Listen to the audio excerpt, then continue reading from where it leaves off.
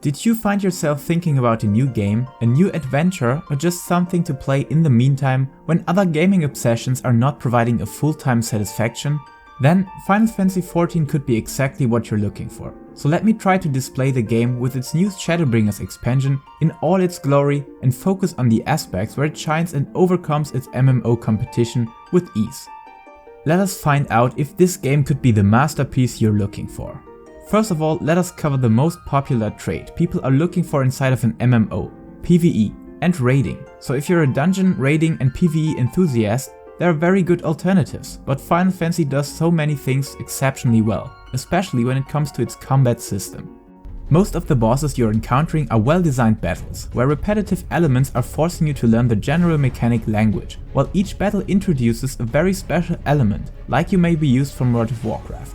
All this is accompanied by taking care of the rotation your job is constructed about. And while there are some jobs that seem to be played in a more straightforward way than others, in high-end optimization you can easily spend hours to fine-tune your performance, especially when the encounter demands many phase shifts, movement or whole transition phases. For the hardcore raiders among you, through websites like FFXIV you're also able to compete your own results with other competitors of the same job or in general. And if you think this is only important for damaging jobs, you're mistaken.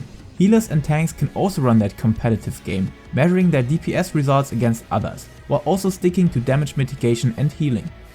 That mentioned, the tool to calculate DPS is technically not allowed by Square Enix, but having a quite popular guide for it, using it in nearly each of my videos, I haven't experienced issues with game masters or Square administration, and I think no one ever will when not using it to harm other people's gaming experience. But back to that competitive topic, the difficulty level provides diversity, starting from content that evolves around the basic story, exploring the world and side quests with 24-man or smaller groups, or by taking a small step above that into extreme trials, providing a more difficult version where you need to communicate about certain positions of each party member. After that you could do savage content, where fights are getting a bit more stressy, and while following on positional communication, people have to take care of specific tasks to fight off a certain mechanic. Furthermore, you will encounter an enrage mechanic, forcing your group to deal a certain amount of damage in a specific time. Otherwise, the boss will wipe your group. On the final stage of content, which is called Ultimate, you have all that mixed up with insanely long fighting durations, where each stage and phase needs to be learned and managed to its finest. And while I personally think it's more difficult than Mythic World of Warcraft content, even when looking at it objectively, it's on par with it at least.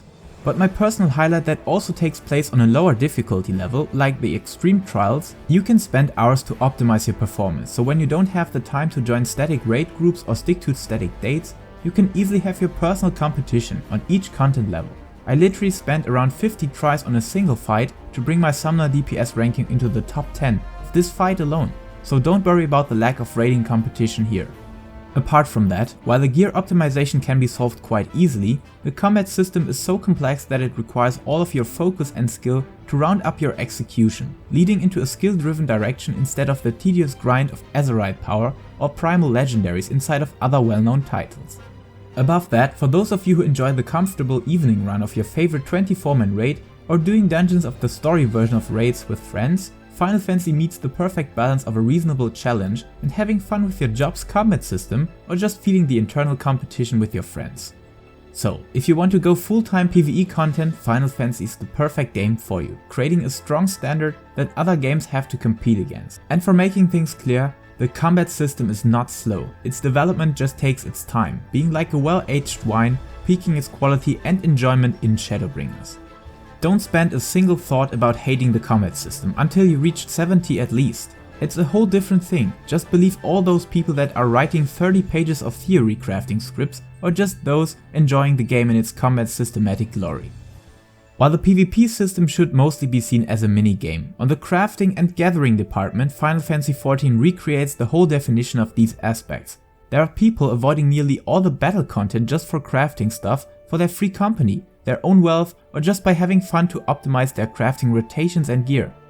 Wait, did you say crafting rotations? Yes, indeed. This game features a whole rotational system inside of its crafting process, so that you use skills and abilities to craft a certain item.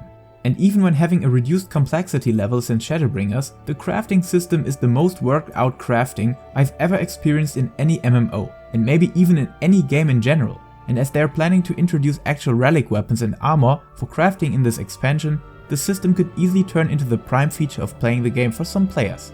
Until Shadowbringers had been released, we even had story quests for our crafting jobs, that sometimes are solidly written and bound to connections to NPCs, sometimes being better than other main stories. Gathering, on the other hand, is nearly complex, introducing new features in each expansion, from harpoon fishing to whole fishing journeys, or the simple mining or lumbering across the world.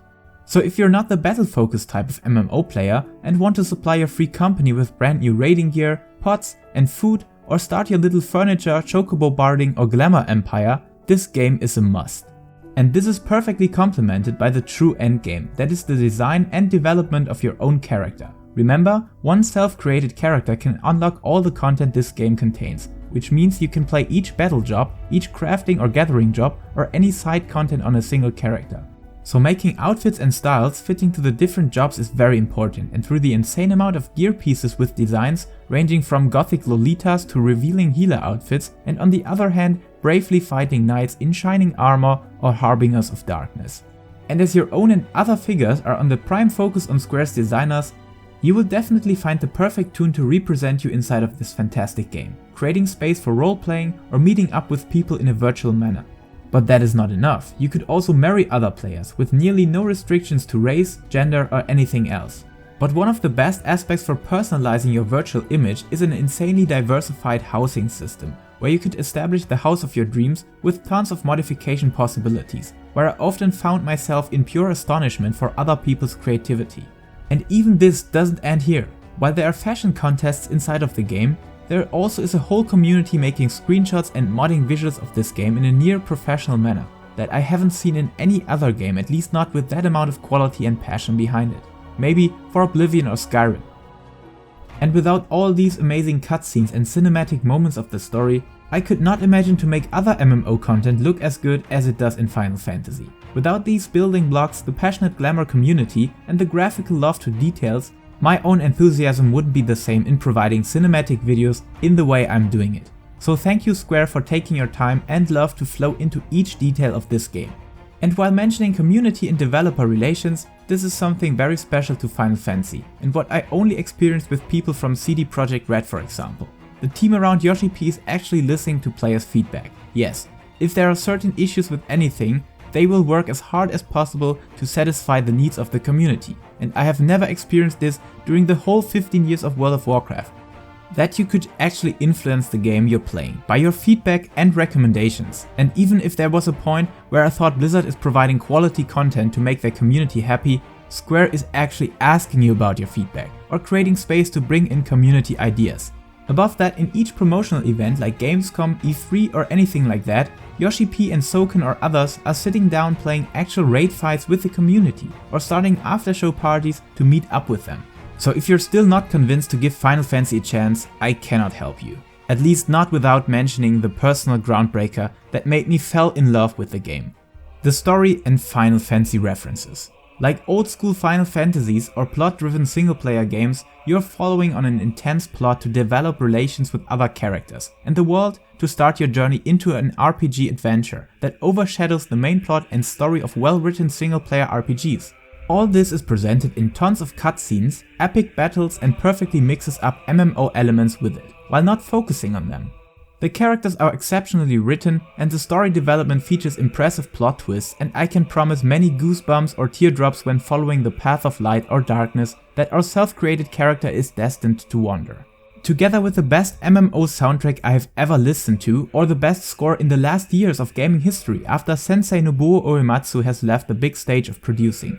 Square delivers a product that combines the heart and soul of the best Final Fantasies, together with all the traits of an MMO.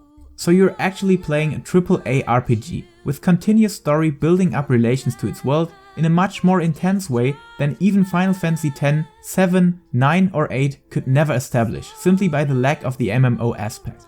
Furthermore, Masayoshi Soken in its role as sound director uses many old school themes of Final Fantasy games, being mixed up into a remastered version that comes up with insane new quality while sticking to its base aspects. But in general, you'll find many Easter eggs from the whole Final Fantasy history, like chocobos, your favorite eons, summons or primals, or in the collaboration events, you may even encounter certain Final Fantasy characters from other games of the series in person. So if you like the Final Fantasy series or lost faith in WoW as a whole or its PvE system, you should not hesitate to check out Final Fantasy XIV, and don't let yourself be demotivated by a slow progression at the start. It's for a good reason that many players are hopping onto the hype for this game, and even more are staying hyped by all the passion and quality this game delivers. I may be biased, I love Final Fantasy since my childhood, but I also played World of Warcraft and other MMOs for more than 15 years. And I definitely think Final Fantasy is one of the best MMORPGs on the market, surpassing WoW in its former glory. I hope to have ignited your spark of venture to take on this amazing journey to Eorzea. And if you liked this video and made your decision, check out my other videos featuring tons of Final Fantasy XIV content, as I'm always trying to help others in enjoying this masterpiece as much as I do. Thank you for watching and welcome to Eorzea, my friend. On that we meet again in another video or maybe in-game at some point of time. Until then, take care and keep loving Final Fantasy, or games in general.